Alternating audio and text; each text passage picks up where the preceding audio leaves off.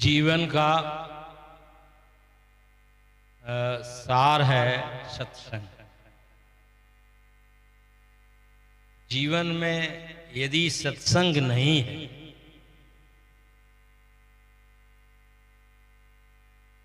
तो वह जीवन नहीं है। इसलिए महापुरुषों का ख्याल है कि सत्संग को अपनाओ।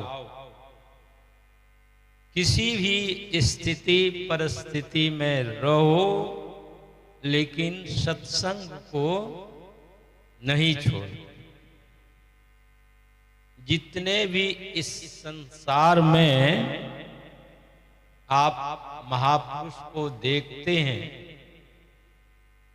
सभी सत्संग से ही महान बने।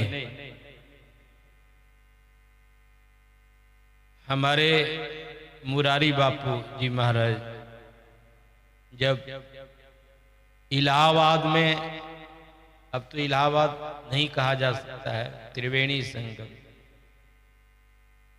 वहां पर जो सत्संग होता था, लाखों की संख्या में लोग आते,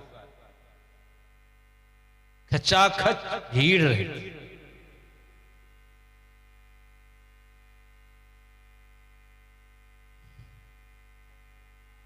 तो मुरारी बापू को सत्संग कौन करा रहे थे? एक महापुरुष थे जो साधु समाज के अध्यक्ष, वही करा। इतनी तादाद में लोग वहां सत्संग में आते थे। एक दिन मुरारी बापू ने कहा, इतने लोग तो आए हैं, यदि मनोयोग पूर्वक से सत्संग सुन रहे हैं, मनोयोग पूर्वक से सत्संग सुन रहे हैं, तो यहां की जितनी व्यय हुआ है, खर्च हुआ है,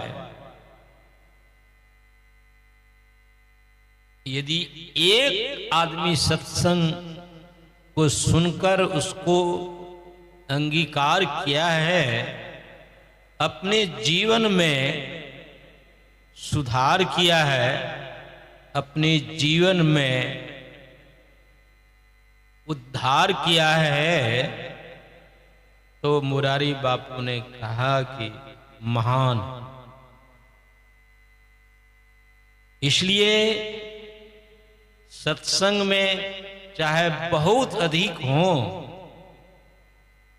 या बहुत कम हो, कोई चिंता की बात नहीं। सत्संग को सुनना चाहिए, मन को सत्संग में लगाना चाहिए।